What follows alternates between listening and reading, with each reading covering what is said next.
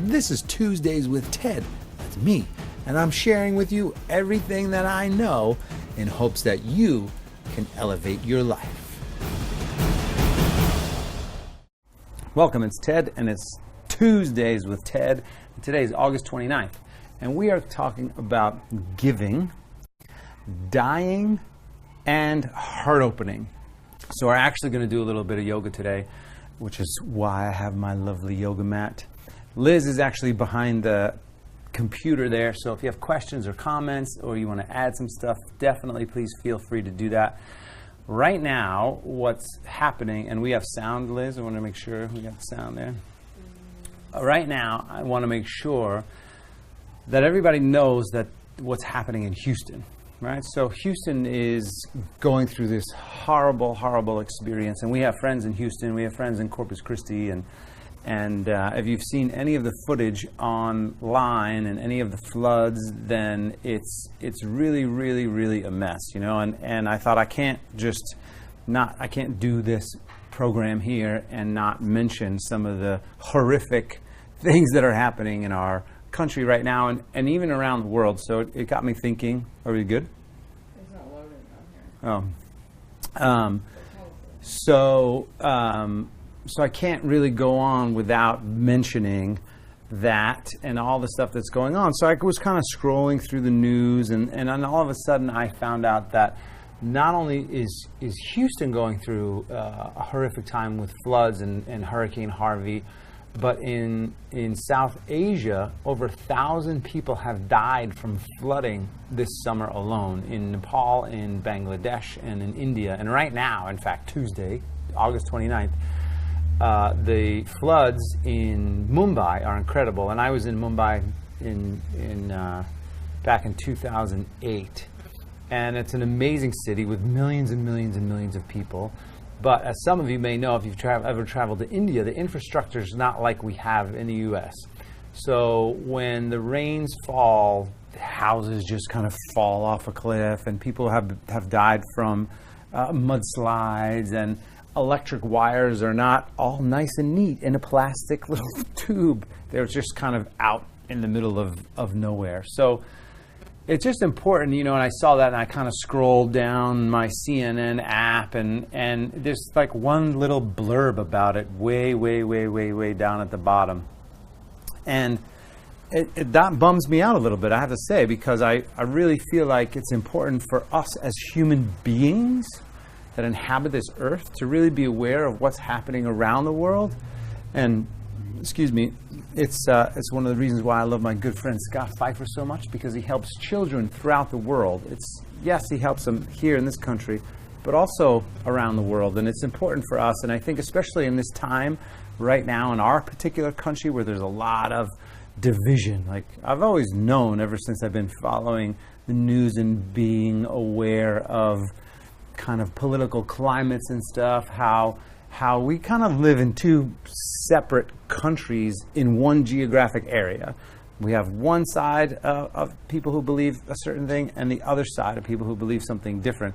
Now, as far as I'm concerned, it's totally fine. You can believe whatever you want to believe. If you know, that's fine. I respect your beliefs as long as we can live together and have different beliefs. That's fine. I mean, I believe different things than my wife believes, and we've been married for a long time, and we love each other so much. Today is our 4th anniversary, as a matter of fact. So that's super cool. But anyway, if we can just kind of all get along, as it were, and have separate beliefs. And when you see something like Hurricane Harvey, and you see something like these floods that are happening in South Asia, and thousands of people dying, or the big tsunami that happened in Bali. Was that Bali, that tsunami? India. It was India? When it happened in 2006, 2007? Southeast Asia, Indonesia? I forget exactly where it was, but there was a movie, The Impossible, I think, that happened. Anyway, people come together around these big tragedies. And it's important for me because I like to come together. I like to put aside our differences, and I like to walk as a human species, right? Not, you know, holding sticks. I'm on one side and you're on the other side. For me, it's we're all together. Right? You can believe what you want to believe, but it's we're all together.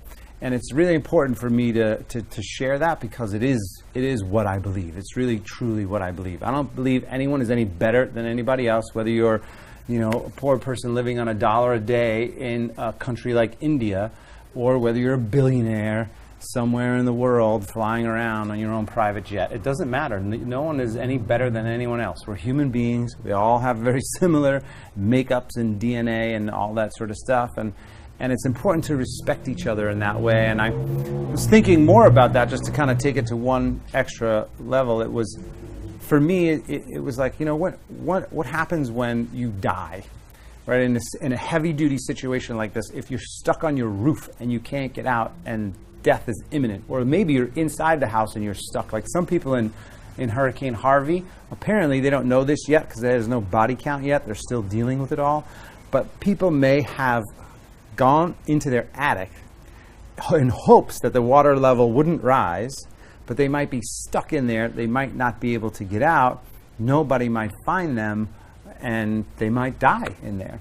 And that's, what a horrible way to die, right? I mean, it's just horrific. So anyway, all I wanted to really say is that it's really time for us to start coming together as a whole human race, and less kind of, less finger pointing and you're this and I'm that and we're separate, because the bottom line is we need to heal. We need to heal not just as a country divided, or as a relationship divided, or as a family. I mean, I fought with my brothers, and I've had my mom fight with her brother, and it's all, like, when somebody dies, all of that stuff goes out the window. It doesn't matter that you had some argument or that you had a different belief. You're bummed out that they're gone, right? And I just happened to be listening to Mitch Oblam, who wrote Tuesdays with Morrie. And he talks about Morrie. If you have, it's 20-year anniversary of that book. And if you don't know Tuesdays with Morrie, you definitely have to read it. It's all about kind of putting aside your grudges and really living your life, in a heartfelt way, right? Morrie was dying of ALS, which is what my grandmother died of. And this Mitch Oblam, who was a sports writer, he used to go to him every Tuesday, and then they would have these talks. He was an old professor. And it's a fascinating book, and really just talks about of the value of life. And sometimes we don't understand the value of life until we are presented with death, an imminent death. Like, we're all going to die, so why do we have to wait until there's a big tsunami, or until we're stuck in an attic that we can't get out of, or until there's a mudslide, until we start going, oh, we're all connected, we're all together. Why not just start now? Like, so that's the message that I hope that you get today is let's be kind to one another, and let's open our hearts more. And one way to do that is to give. So I'm going to put a couple links down below. One of the nonprofits that I love is Team Rubicon. Team Rubicon, I was turned on to by our good friend Tony Horton. That's how I heard about him first. But when Lauren and I went back to New York to visit family after Sandy, Hurricane Sandy, back a few years ago, we immediately volunteered and went down for the day and started shoveling sand for some people in Far Rockaway in New York, because, a woman's house was flooded and you could see the damage, and people who had beachfront properties, and like a Porsche was slammed into the window and the whole entire front side. The poor person was probably saving up their whole life to have their dream house. I mean, it's happening in Harvey too. And Team Rubicon is there. Team Rubicon is an ex-military guys who used all the stuff they learned in the military to basically head toward a disaster and start to help. And so there's a lot of people there, and of course Red Cross, and of course a lot of others, and I'll put some links in there where you can simply donate. But also, if there's something you can do in your community, there's a couple different pet shelters too, and a couple of different organizations that will transport pets out of certain areas. So for those of you that are animal activists, definitely choose whatever organization you feel like is right for you to donate. So that's my little speech about the fact that we all need to come together, and we shouldn't have to wait until there's some friggin' disaster to come together, right? Let's come together now, because guess what? We're all dying. Whether it's going to happen tomorrow or it's going to happen 100 years from now, it's going to happen. So why wait? Why have this anger? Why have this division? Why have this frustration? Let's just all give each other a nice big hug and then go for a swim or run or do some yoga. So that's what we're going to do next, all right? So if you have, we're going to do some back bends, which are heart openers, okay? There's a bunch of different ones. We're going to start off with a nice easy one on the block, which is a little restorative one. And then I'll come up again, or we'll do bridge and then camel pose, and then we'll go onto our back and do wheel, all right? So if you're playing at home and you have a block, what you can do is start with this here, which is basically a supported bridge pose. So of course, if there are any questions, Liz is back there checking out the comments below. So feel free, and she'll interrupt me as we talk. But basically, if you have any back trouble, this is really good for you. Or if you just want to chill out at night, it's a very cool yin style pose to do. You just take the block. So you lie back onto the back and lift the hips up, so feet are hip distance, abdomen slightly engaged, tucking the tailbone, lifting the hips. And I was always taught to take the block as tall as you can and right under your tailbone there. So I kind of move my shirt so maybe you can see that under there and right there. And ultimately it's below the waist here. So then you just want to let go completely. So you want to feel the weight of your hips kind of sinking into the block. Totally relax. Just breathe and soften. You could drop your arms down this way. You can rest them here, wherever you want. This is really great to do. You could be here for a minute or 2 minutes or however long you feel like you want to do.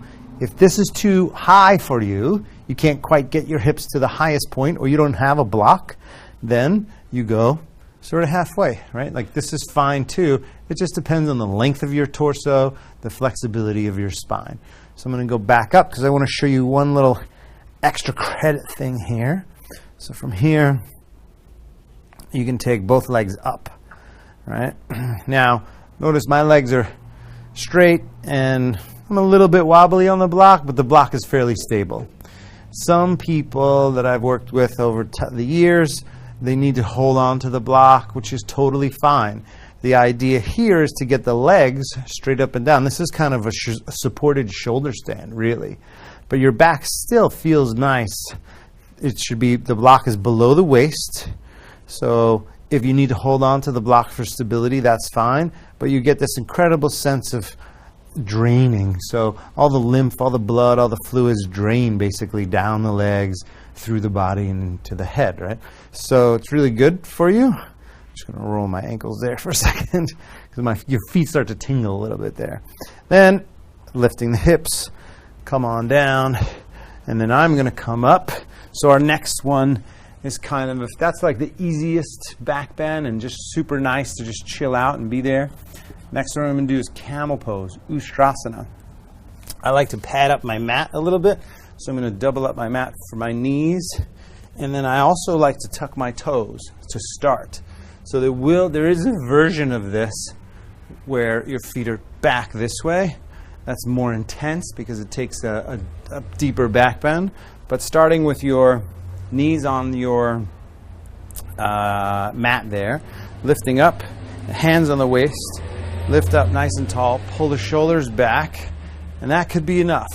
So that essentially is enough of a back bend for some of you who are not as flexible. If you're not super flexible and you feel like, oh yeah, Ted, there's no way I can get back there, then don't go back there, right? You don't want to hurt yourself. Back bends, you can easily hurt yourself in back bends.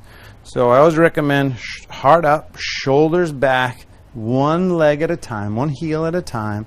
And then from here, once you get to both heels, this is where the pose begins if you're able to get here. You drive the hips forward, lift the heart up, and drop the head back. Oh. It's reminding me of Machu Picchu because the last time I filmed these, we were in Machu Picchu, so a month ago.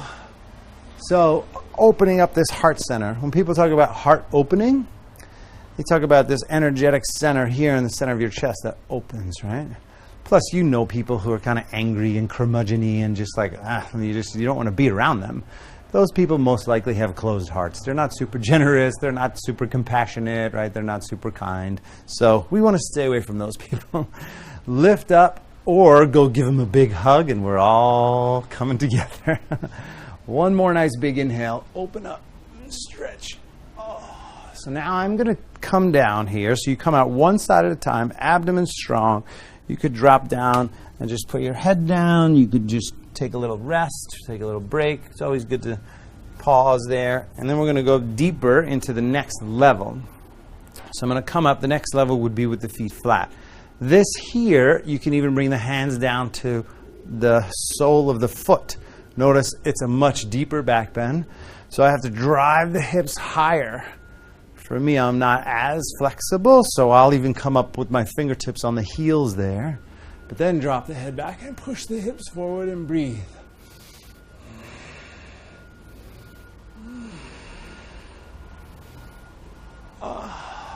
Good. And one side at a time, abdomen strong. You have to have the abdomen strong to come out. And then the reason for that is because you don't want to put all the weight of your upper body on the little tiny muscles that go along the spine.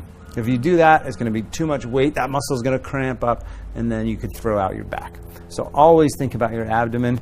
Even if you're not doing back bends, you always want to use your abdomen, have it kind of in the whole movement as you move through your life, supporting the back.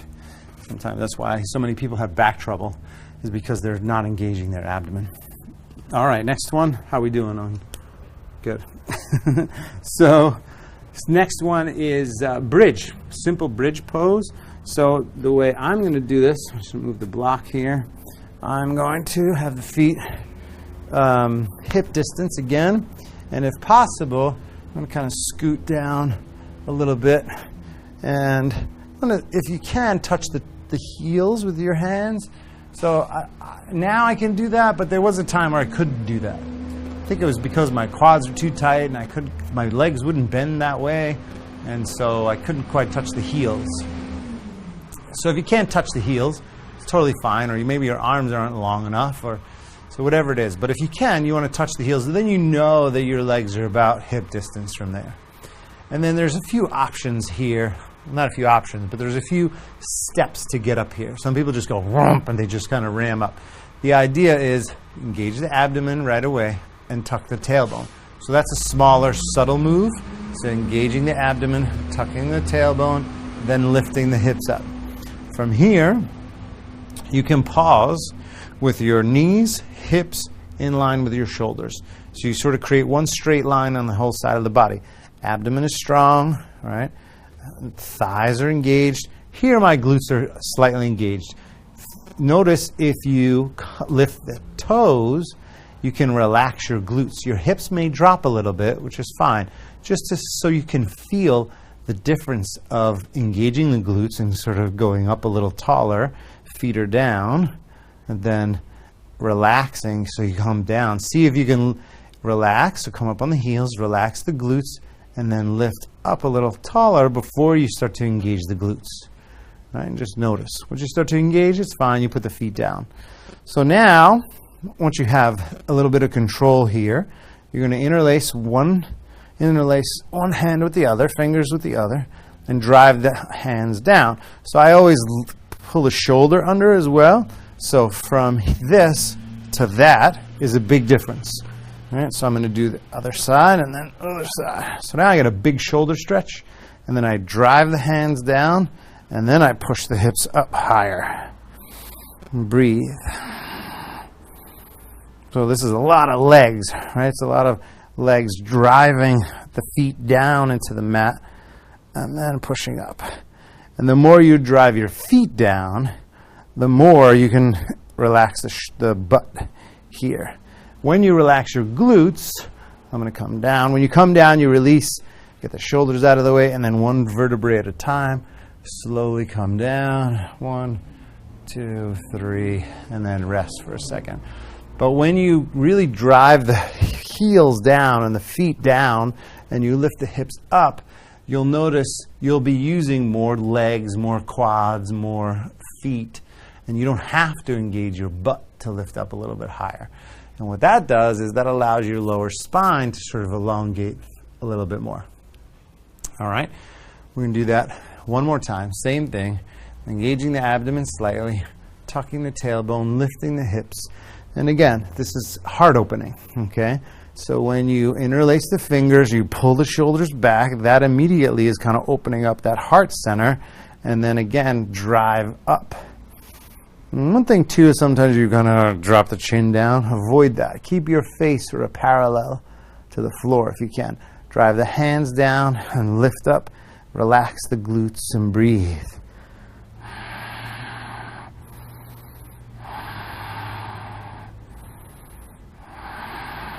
Good, and then slowly come down.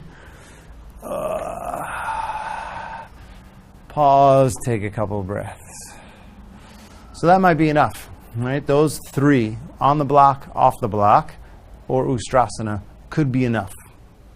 As far as back bends, you may never need to do what I'm about to do, which is wheel Urdhva Dhanurasana, the full back bend. But we're going to take this one in stages. So setup is basically the same.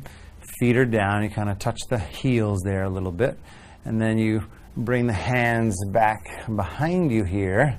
As you bring the hands back, ultimately you want to try to come up onto the head at the same time. So I'm on the head, and that's okay for me to be on the head even without the hands. Make sure it's okay for you and your neck. But then you have to adjust the hands and bring your elbows a little closer together so you're stable, and then from here you're just pushing the arms as straight as they go. Mine are a little tight at the moment. But straight, and then once you get them straight, you drive the legs. So that's the action, right? That action, up and over. And then I'll come down just for a second. But so my arms a little bit tighter. I've been swimming a little more and doing some more pull-ups. So my upper back and shoulders are a little tighter. So we'll try the second time, see what happens. I would say I have people who I know who can't do this, right? They can't get there. And then I have others who can just do that, right? So there's a lot of different variations to where you are. It doesn't matter. The main thing is that you do what you feel is right. That's why I started with the easiest, and then we go to medium, and back to an easy, and now this one would be probably the hardest for sure in the heart openers. But we're gonna be solid again, see if we can kind of work the arms as straight as possible, and then drive the legs. And it always, while you're in these poses, you wanna be breathing the whole time. So here we go again, second round. Coming up onto the head, adjusting the hands. And by the way, if your wrists hurt you here, you can turn the hands out and then start to push up. All right. Like that's better for me there. I can get the arms a bit straighter and then drive.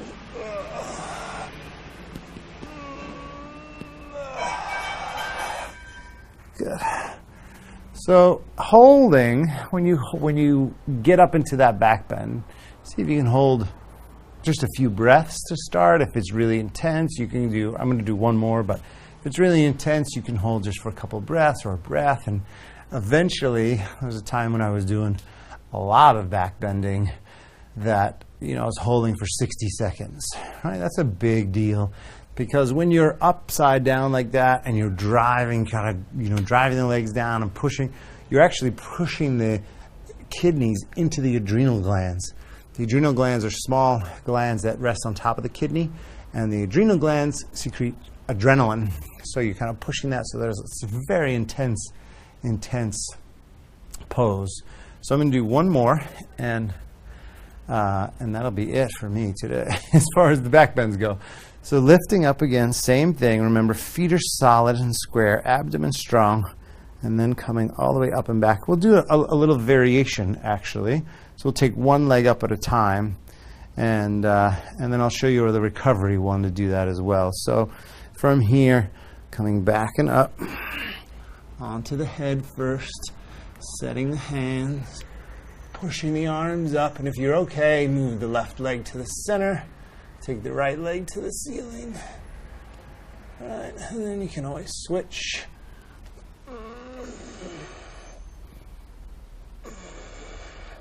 So those are some variations for those of you that are a bit more comfortable when you get up into there. You could also do one arm. I'm not doing one arm today. But here's another option with the legs. So if that's not for you, but you like the idea of doing a little bit of a different variation, you can go into your bridge pose, interlace the fingers under here, move one leg to the center, take one leg up.